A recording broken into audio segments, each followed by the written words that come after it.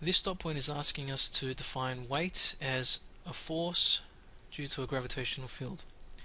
Now, it's actually asking us to differentiate between mass and weight, though this is quite indirect.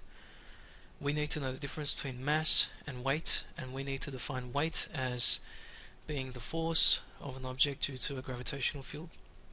Starting off with mass.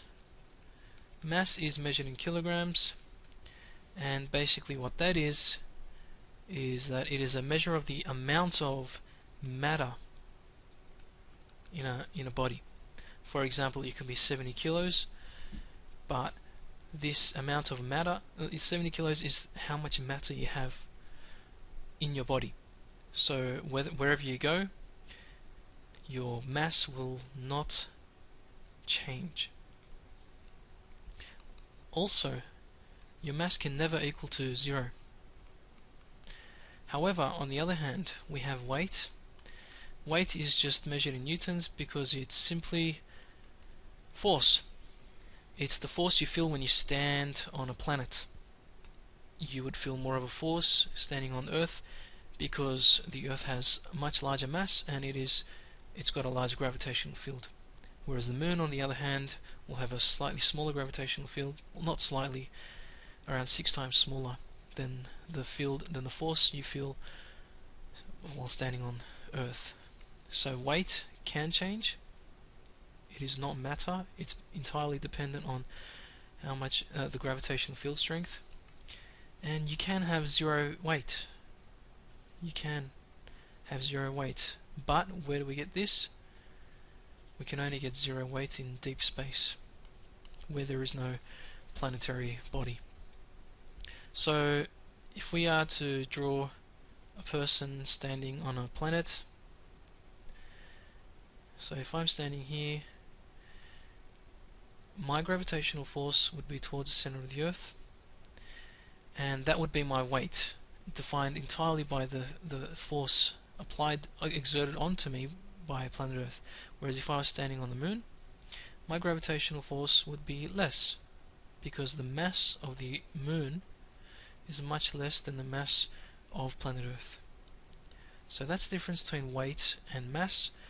Weight can change. It's entirely dependent on where you are in the universe, which planet you're standing on, and its gravitational field.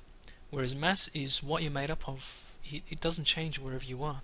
You can never get 0 mass. So weight is the force on an object due to a gravitational field. Another thing to note about the connection between mass and weight is that weight is equal to mass times acceleration due to gravity. So weight is equal to mass times acceleration due to gravity. We get this directly from F equals ma, Newton's second law.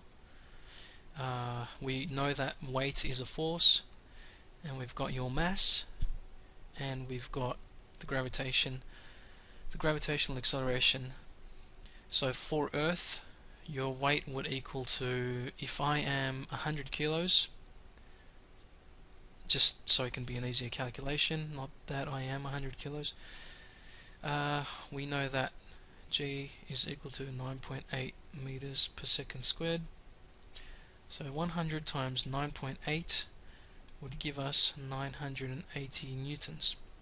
So that would be your weight if you were 100 kilograms. If your mass was 100 kilograms on planet Earth, the force you would feel towards Earth would be 980 newtons. Also, the trick is now that you are also exerting 980 newtons upwards, so onto the Earth. So the Earth is also being pulled towards you at 980 newtons, but there's something called inertia, and not many people think of this. It's way harder to move the entire planet Earth than to move just 100 kilos. That's why when you jump, the Earth doesn't move forward and back or away from you and then come back to you hitting your feet, because, entirely due to inertia. Whereas when you jump, you're the one who moves away from Earth and you fall back onto Earth. But the Earth does move away and comes back, just that little bit, but it's nowhere near compared to how much you go up and down when you jump.